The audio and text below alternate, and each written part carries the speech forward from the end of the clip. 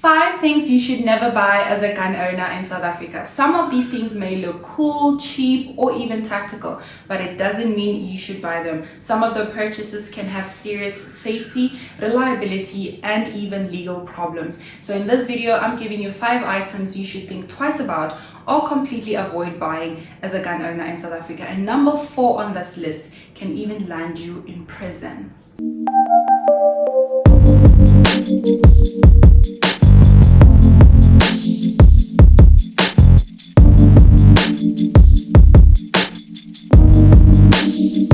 Hello Yella, and welcome to another video. If you're new here, you're talking to the Armed Mentor, where we talk everything security, firearm industry, how to get in, hot takes, etc, etc. Let's get into today's video. The first thing you should never buy as a gun owner in South Africa is a universal holster. You know what I'm talking about. A holster that supposedly fits 5, 10, sometimes even more different firearm models. It sounds convenient, right? But here's the problem with it.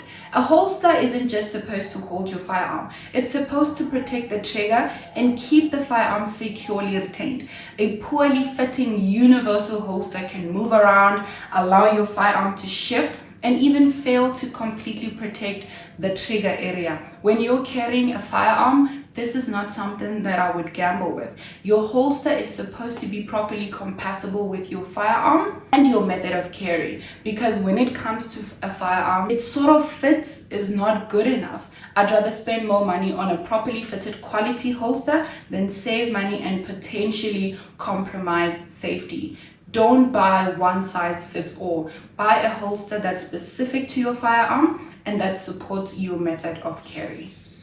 The second item on our list is the cheapest red dot you can find. I'm not saying that every affordable optic is bad. There are some very good budget-friendly optics available. However, there's a big difference between affordable and suspiciously cheap. Okay, a firearm produces recoil, vibration, and impact forces. Your optic needs to be able to hold zero and continue functioning reliably. Imagine spending thousands of rand on training, ammunition, and your firearm only to put a bargain bin optic on top of it, just to save a few thousand rands.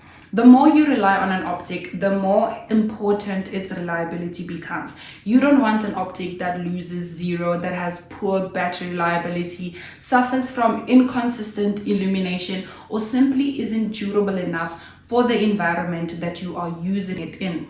Before buying one, research the manufacturer, warranty, durability, mounting compatibility, and real-world reliability. Please don't buy an optic simply because it looks cool on Instagram. Your firearm isn't the place to test how little you can spend. Number 3 on our list is gun-shaped ornaments. Most people don't think about this. You may be thinking it's not a real firearm, it's just decoration. And that may be technically the point. However, here's where common sense comes in. If something looks sufficiently like a real firearm, displaying it carelessly can create confusion. Imagine somebody sees it through a window, or a visitor walks into your home and sees it sitting on a table, or someone sees you carrying it around and doesn't know whether it's real. You don't want something that looks like a firearm being casually displayed or handled in a way that can create a dangerous misunderstanding. This is especially important in a country where firearm-related security concerns are very real. The South African law says we carry to conceal. So if you're buying a gun-shaped ornament or a replica or a decorative piece, think about where you're going to display it, how realistic it looks, and who could see it. Not everything that isn't a firearm is automatically a smart thing to have lying around. There could be real legal implications involved.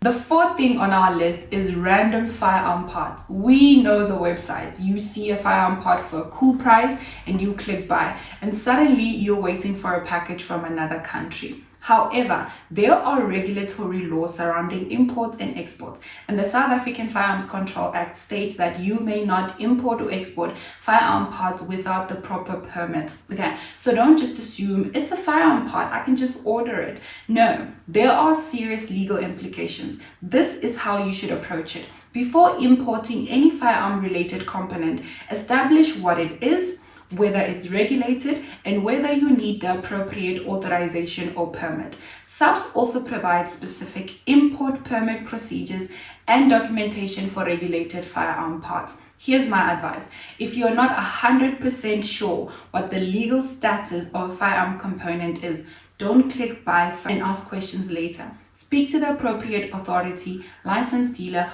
or gunsmith before importing that firearm part. The last and most important item on our list is the giant tactical or military style bag that screams, I have a firearm inside. Now, there's nothing wrong with owning a firearm inside.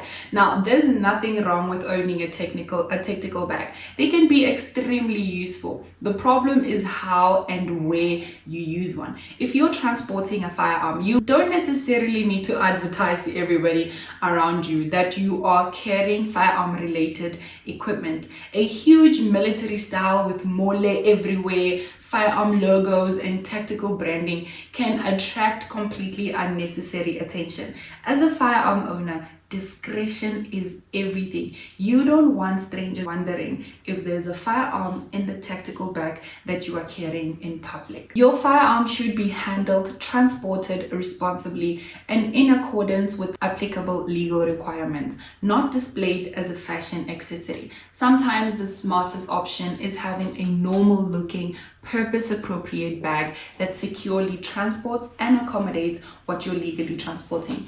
Being tactical doesn't mean looking tactical, okay? Sometimes the appropriate range bags are necessary if you're trying to use them at the range, if you're transporting your firearms and ammunition, or if you're going hunting. However, they are not a fashion accessory and should not be used for public display. Here's my top 5. Number 1, universal holsters. Number 2, cheap, questionable optics. Number 3, realistic gun-shaped ornaments. Number 4, random firearm parts from overseas. And number 5, tactical bags that advertise what you might be carrying. And remember, this isn't just about buying expensive equipment, it's about buying the correct equipment. When you're a firearm owner, safety, reliability, and discretion, compliance as well, are very important, more than saving a few $100. If you find this useful, hit the subscribe button, because on this channel we're talking about firearms from a South African perspective without the unnecessary hype. Let me know in the comment section, what firearm related item have you bought that you realized later was completely unnecessary and a waste of time? If you like more videos like this, again, hit the subscribe, like, and share this video. And from me, the Armed Mentor, I'll see you on the next one.